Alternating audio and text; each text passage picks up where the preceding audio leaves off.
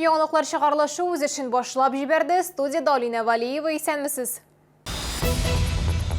Тагын бер шәһәрдәшебездә коронавирус расланды. 900-гә якын шәһәрдәшебез үпкә авыруларыннан хастаханәләрдә ята. Татарстанда коммуналь хезмәтләр өчен түләүләр зур түгел, әмма якын арада тарифлар артачак. Иссидә асфальта эри. Автомобиль юллары предприятиесе шәһәр юлларына су сибә.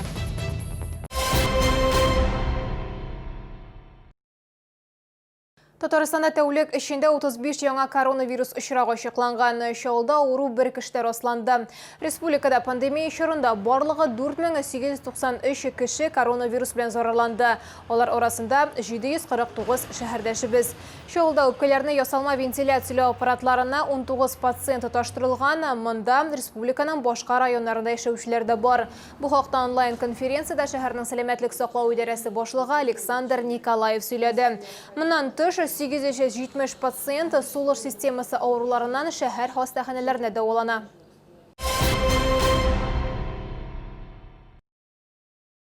Коронавирус белән бәйле вазгыять аркасында 1 сентябрьдә мәктәп линейкалар үзгәртелгән формада үтәчәк, белем бирү процессы традицион форматта башланачак дип белдерде Россия мәгариф министры Сергей Кравцов. Роспотребнадзор 2021 елга кадәр мәгариф оешмаларында масса күләме чаралар үткәрүне тыйган. Министр билгеләп үткәнчә, яңа уку елында мәктәпләр инфекция таралмасын өчен барлык саклану чараларын булдырачак.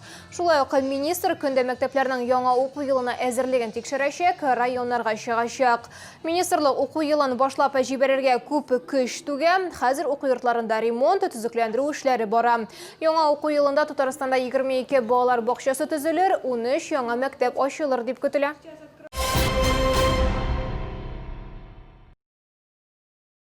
Россия хөкүмәте фаразларына караганда 2021 елда коммуналь хезмәтләр өчен түләүләр барлыгы 4% артачак. Бу хакта Татарстанның тарифлар буенча дәүләт комитеты рәисе Александр Груничев хөкүмәт йортында узган брифингта белдерде. Тулырак мәгълүмат Эльвина Андрова материалында.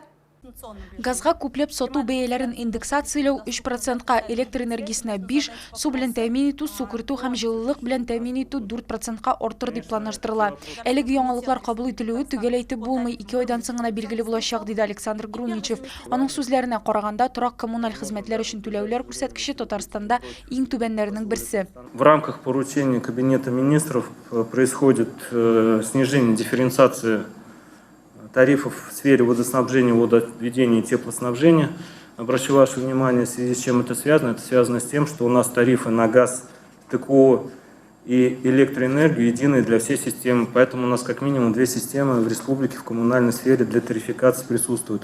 Пандемия вакытында Татарстанда электр энергиясы һәм су белән тәэмин итүчеләр табышының кимүен белдергән. Зачастую, когда идет сравнение именно обозначенных 4%, не всегда обращают внимание в целом на объем потребления ресурсов, потому что от месяца к месяцу все-таки семьи живут по-разному, и объем потребления ресурсов он отличается. Отличается он и по сезонам, отличается и в зависимости от количества суток пребывания. Беренче чиратта ул электр энергиясы һәм су белән бәйле. Әлеге мәсьәлә аерым каралачак дип белдерделәр.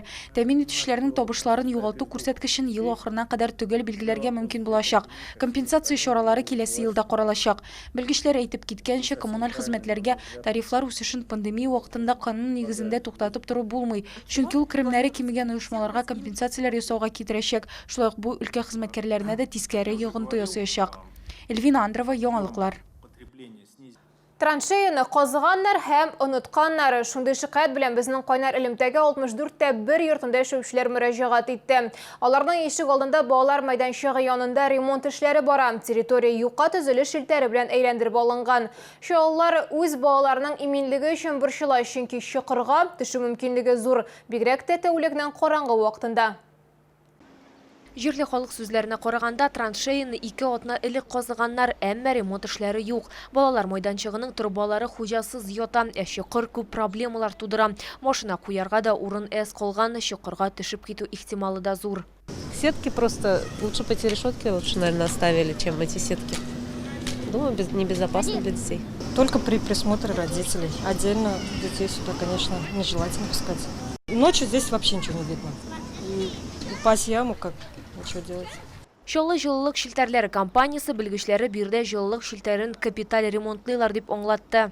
64-01 адресы бойынша энергия бір подрядчы ұйышмасы эшли бирде яңа кулланучыларны жылылық белән тәэмин итү системасына тоташтыру буенча эшләр алып барыла.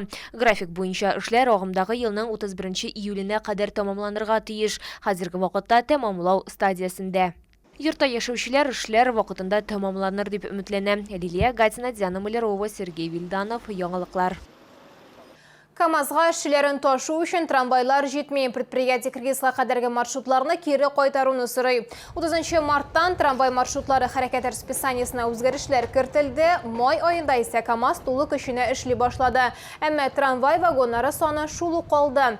Предприятие хезмәткәрләре вагоннарның тыгызлыгына зарлана башлады. Социаль дистанция үтәлмәделәр. Электротранспорт КамАЗ җитәкчелегенә трамвай хәрәкәте пассажирлар агымы буенча оештырылган дип хәбәр иткән. Хезмәткәрләр предприятиягә яңа таләпләр нигезендә барып җитсен өчен КамАЗ завод маршрутларына автобуслар өстәде. Хезмәт мөнәсәбәтләре департаментында билгеләп үтелгәнчә, карантиннан соң предприятие завод юнәлешләрендә автобуслар санын 25%-ка арттырган. Әмма электротранспортны автобус белән генә алыштырып булмый ди КамАЗлылар.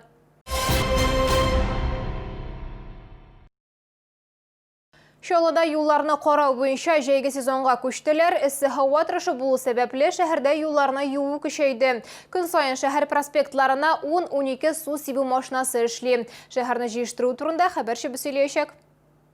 Көн сайын шәһәр проспектларында су сибу машиналары эшли. Моннан тыш 12 берәмлек себерү җыю техникасы җәлеп ителгән. Шуларның 6-сы вакуумлы тузан суырткычлар. Су сибу асфальтны суытырга һәм шул рәвешле колея барлыкка килүгә каршы торырга мөмкинлек бирә. После уборки подметально-уборочными машинами мы уже дополнительно применяем поливомоечные машины. Согласно ГОСТу, асфальт состоит из битума.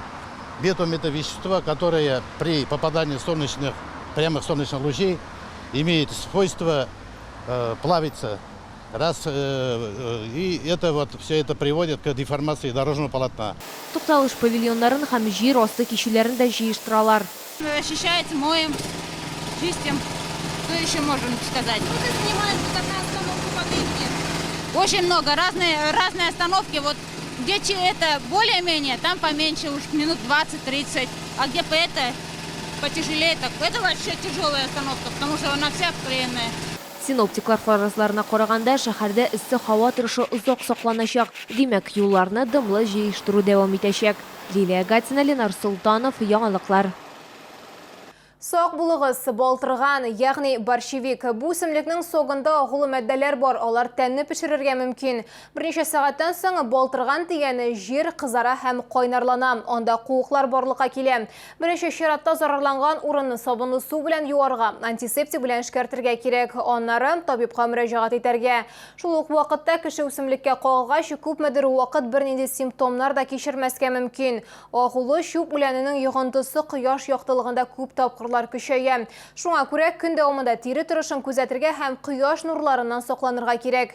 Сокның күзгә эләгүе сукырлыкка китерергә мөмкин. Токсикологик агулану очраклары да билгеле. Бакчада яки авыл хуҗалыгы җирләрендә үсемлек барлыкка килсә, аны казырга яки чабарга кирәк, ләкин моны болытлы һава шартларында эшләргә кирәк.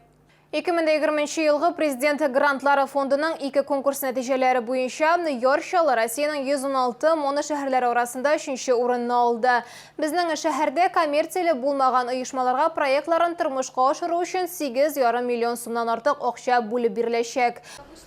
Метро мәдәни белем бирү платформасы үз проектларын тормышка ашыру өчен 2 грант алды. Аларның берсе туган якны өйрәнүнең яңа Камада әкиятләр арт резиденциясе. Аңа 490 мең сумнан артык акча бүлеп бирелгән. Икенче грант 300 мең сум күләмендә шәһәр йөзләре өстәмә реальлек арт объектына бирелде. Оештыру командасы сүзләренә караганда, проектларны тормышка ашыруга әзерлекне башлаганнар.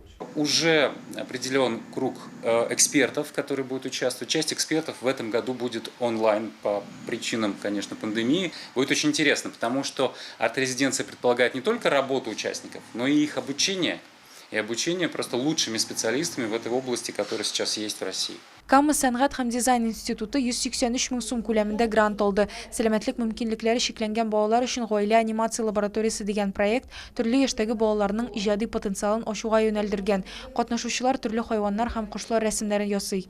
Навыки, которые ребята получают на мероприятии, могут отразиться и в пленэре в летней практике, и в композиции, когда они там стилизуют, да, что-то придумывают, какие-то формы. То есть обращаемся мы к животным, к растениям, к цветам, практически постоянно. Шолы коммерциялы булмаган уйышмалары барлыгы 68 гориза берген, шуларның 15-і хупланган. Грантларның иң зур өлеше 2 миллион 800 000 сум тәшкил иткән. Аны интеграция инвалидларның төбәк иҗтимагый оешмасы алды. Ирекләреннән мәхрүм ителгән затларны адаптацияләүгә, Татарстанда инклюзив туризмны үстерүгә, мәктәп яшендәге балалар өчен арт киңлек булдыруга, шулай ук триатлон белән шөгыльләнү аша сәламәт яшәү рәвешен гамәлгә кертүгә юнәлдергән проектларга ярты миллионга якын акча бүлеп бирелде. Эльвина Андрова, Диана Малярова, Сергей Кищенко, яңалыклар. Бу сезгә әзерләнгән соңгы яңалыгыбыз иде. Мин Арина Валиева, сезнең белән сау булашам. Игътибарыгыз өчен рәхмәт.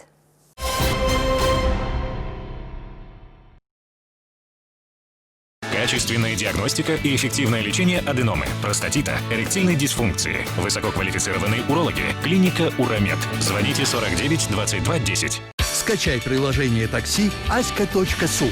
Настрой свой тариф. Рустикс Детейлинг. Наномойка, жидкое стекло, полировка фар и кузова, химчистка, удаление царапин, нанокерамика. Телефон 783 201. Телефон 783 001.